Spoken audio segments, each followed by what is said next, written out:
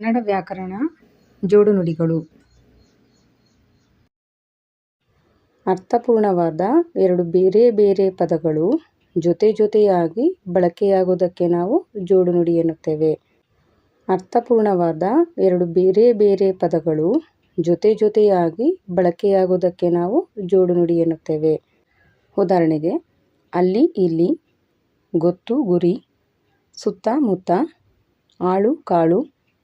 ಮಾತು ಮೌನ, ಆಸ್ತಿ ಪಾಸ್ತಿ, ಆಚಾರ ವಿಚಾರ, ನಾಯಿ ನರಿ, ಹುಳ ಹುಪ್ಪಟೆ, ದವಸ ಧಾನ್ಯ, ಕುಲ ಗೋತ್ರ, ಹಾವ ಭಾವ, ಜನ ಜಂಗುಳಿ, ಹುಳ ಹುಪ್ಪಟೆ, ಗುಡಿ ಗೋಪುರ, ಹಾವ ಭಾವ, ಹಬ್ಬ ಹರಿದಿನ, ಊರು ಕೇರಿ, ದಿಕ್ಕು ದೆಸೆ, ಹಾದಿ ಬೀದಿ, ಗಾಜು ಗೀಜು, ಊಟ ಉಪಚಾರ, ಕಾಡು ಮೇಡು, ನಡೆ ನುಡಿ, ಹಿತ ಮಿತ, ಕಟ್ಟು ನಿಟ್ಟು, ಹಗಲು ರಾತ್ರಿ,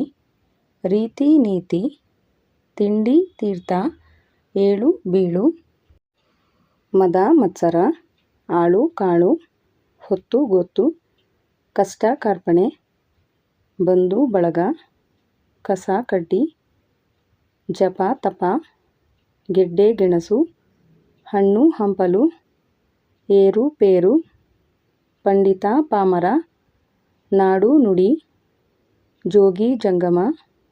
ಆಸೆ ಆಕಾಂಕ್ಷೆ, ತಳ ಬುಡ, ನೆರೆ ಹೊರೆ, ಗುಡಿ ಗೋಪುರ, ಕಪ್ಪು ಬಿಳುಪು,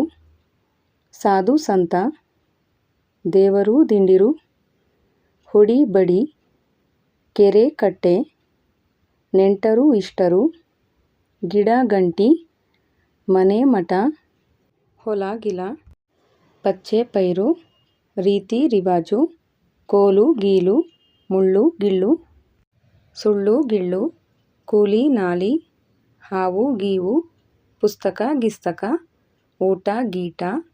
ತಿಂಡಿ ಗಿಂಡಿ, ಶಾಲೆ ಗೀಲೆ, ಕೋಳಿ ಗೀಳಿ, ಬಾಲ ಗೀಲ, ಹುಲಿ ಗಿಲಿ, ಕಲ್ಲು ಗಿಲ್ಲು, ಕಿಟಕಿ ಗಿಟಕಿ, ಕಾಸು ಗೀಸು, ಗಾಜು ಗೀಜು, ಹಾಲು ಗೀಲು, ತಲೆ ಗಿಲೆ, ಪಾಟ ಗೀಟ, ಮೂಗು ಗೀಗು, ಅವಳಿ ಜವಳಿ, ಬಟ್ಟೆ ಬರೆ, ಅಂಕು ಡೊಂಕು, ಉಪ್ಪು ಹುಳಿ, ತಾಳ ಮೇಳ, ಉಡುಗೆ ತೊಡುಗೆ, ದನ ಕರು, ಸಡಗರ ಸಂಭ್ರಮ, ಅದಲು ಬದಲು, ದುಡ್ಡು ಕಾಸು, ಅತ್ತ ಇತ್ತ, ಅರಳು ಮರಳು, ಹಸಿ ಬಿಸಿ, ನ್ಯಾಯ ನೀತಿ, ಭಯ ಭಕ್ತಿ, ಅಚ್ಚು ಮೆಚ್ಚು, ಕೋಟೆ ಕೊತ್ತಲ, ಹಾದಿ ಬೀದಿ,